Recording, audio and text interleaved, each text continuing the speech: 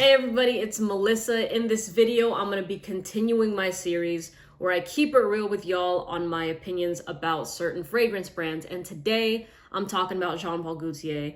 And I'm also going to throw in Paco Rabanne as well because I think both of these brands offer something very similar to one another. So for me, y'all, I don't have certain fragrances from either of these brands that I am constantly daily wearing. In fact, these two brands are the type of fragrances that I recommend for y'all, especially if you are in the younger demographic, because both of them give me like partying vibes, clubbing, you're going partying, you're staying out late, you're just having a lot of fun, so that high school, college age, literally perfect for wearing, a Jean Paul Gaultier and Paco Rabanne. And that's not to say that the older you get, or if you're older, these fragrances aren't for you, because you can literally wear whatever you want. But that's just the type of vibe that they give me. They tend to be more loud, a little bit on the obnoxious side, just, bold. They have a presence to them that they try to give you that head-turning sort of reaction, right? So in that sense, I think that you just have to be very cautious about the situations that you bring them into, because I know that people have a lot of negative things to say about these brands because, people around them wear them in the wrong situations. Like they'll be wearing a fragrance like Ultramale, which to me is definitely more of a clubbing fragrance, but they're going to be wearing it to work or to school. And, nobody's really getting fresh air in that corporate office on like the 44th floor, and you have somebody blasting this fragrance. So I really think that it comes with a lot of not really no social awareness of other people around them. They just think, oh, I want to smell sexy, I'm going to wear this scent. And of course, when you're wearing fragrances, going nose blind is very common, but other people around you can still smell you. So a lot of the scents have the ability to be headache inducing, which is why you want to make sure when you pick your fragrance that you wear it in the appropriate situations that they fit, So to me, some of my favorite fragrances from both of these brands are Scandal, the feminine one. The masculine one, to me, I'll still recommend it to like a frat boy or something like that. But I just think that there's a lot of other sexier masculine fragrances out there. Like you can just wear something like Stronger With You and you're going to smell fantastic. But I love Scandal. It's more of a honey fragrance on the feminine side. Also La Belle by JPG. Super good. Sexy, feminine, mass appealing, compliment getter, right? On the Paco Rabanne side, I really love Olympia. Olympia is kind of this orange, fresh fragrance that's also it's like sexy summertime and just like you're in a bikini all summer. It's a hot girl fragrance. That's really, really what it is. And to me, every single time I smell that scent, I'm like, it's so good. And I know that I used to talk about that thing a couple of years back, and I haven't really talked about it as much since, maybe because I don't have a bottle of it in my collection, so I don't constantly see it. But whenever I think of a sexy summertime fragrance that's just easy to love, that has that confident hot girl vibe, it's gonna be Olympia. Olympia is just, it's amazing. It's one of those fragrances that you can blind buy it, and it's blind buy worthy. That's truly what it is. When you wear it, you're gonna feel good. Other people around you are gonna be like, damn, you smell so nice right now. It's gonna elicit way more reactions than you just smell nice, if you know what I'm getting at, but really, really good. Now, to me, I do kind of find the masculine fragrances from these brands to be a bit annoying. And it's not the scent alone, but it's because of the way the scents are worn. So let's take a very popular fragrance like 1 Million, right? 1 Million is a banger. And I always pay respect to these popular scents because they're popular for a reason, right?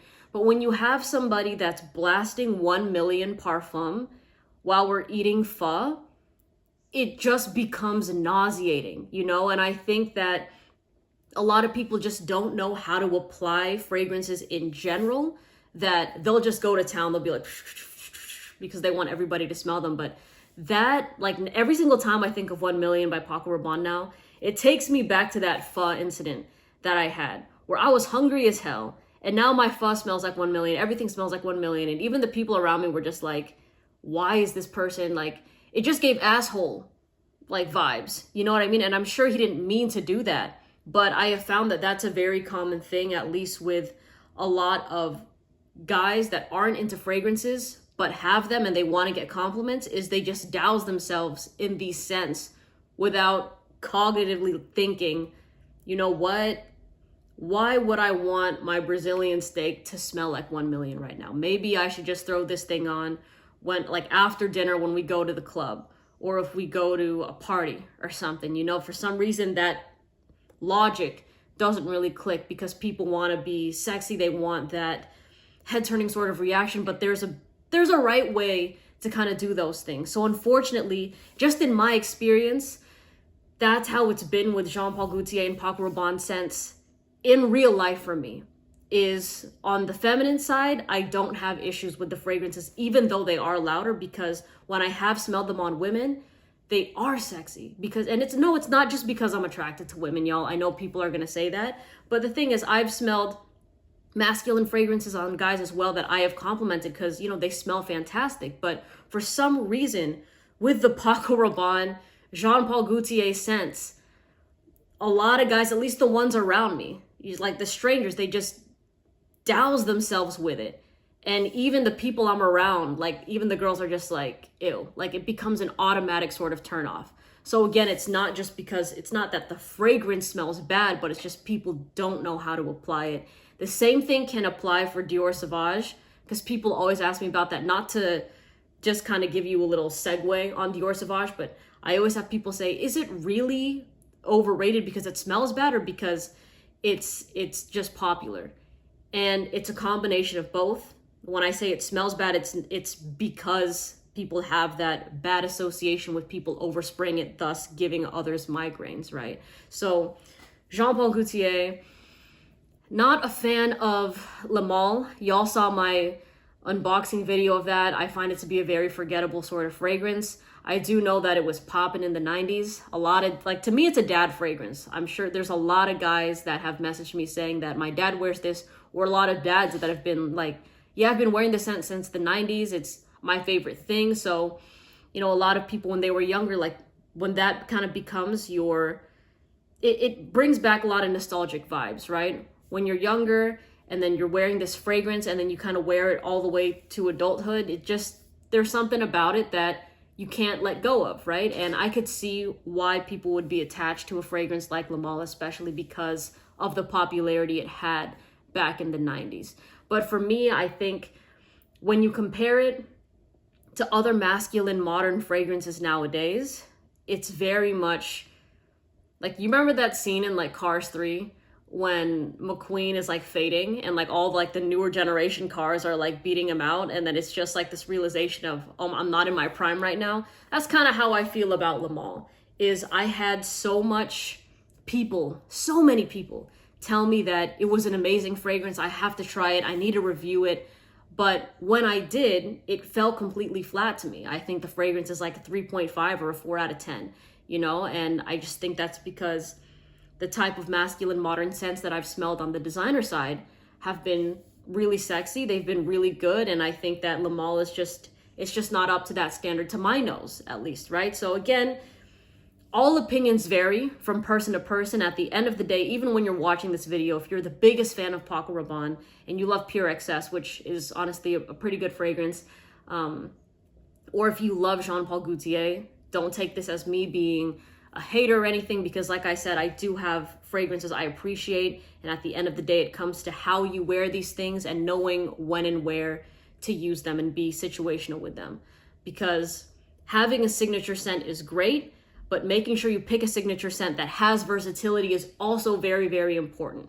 You know, when you have like the super sweet signature scent, but you live somewhere where it's really hot, and in the summertime it gets even hotter, and then you just smell sickeningly sweet where it's nauseating people around you, then, you know, that's why I would say when you're picking a signature scent, just also kind of make sure that it's doable for all seasons. You know what I mean? So, and also you can balance out your collection if you want to get more and more fragrances. But overall, Jean Paul Gaultier, Paco, Rabanne are still brands that I am going to continue to recommend for y'all, especially to people that, like, if I have, well, my cousins in high school and in college right now, these are the type of brands that I'd be like, okay, here, you're gonna rush this sorority, you're gonna rush this fraternity, like, these are good fragrances when you're doing your mixers, if you're going to parties, if you're doing this, you're going on dates, like, those are perfect. Those two brands are perfect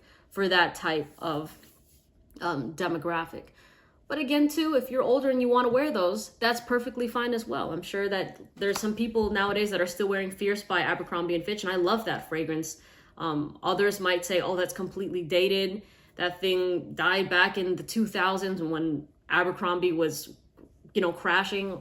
But to me, if you like it, wear it, So in the comment section below, let me know what you think of these fragrances. If you find them to be very versatile, what your favorite scents are from both these brands. If you have a different opinion than me, all of that stuff is welcome in the comments section. All right. I hope y'all have a wonderful day, and I'll see you in the next video. Take care. Bye.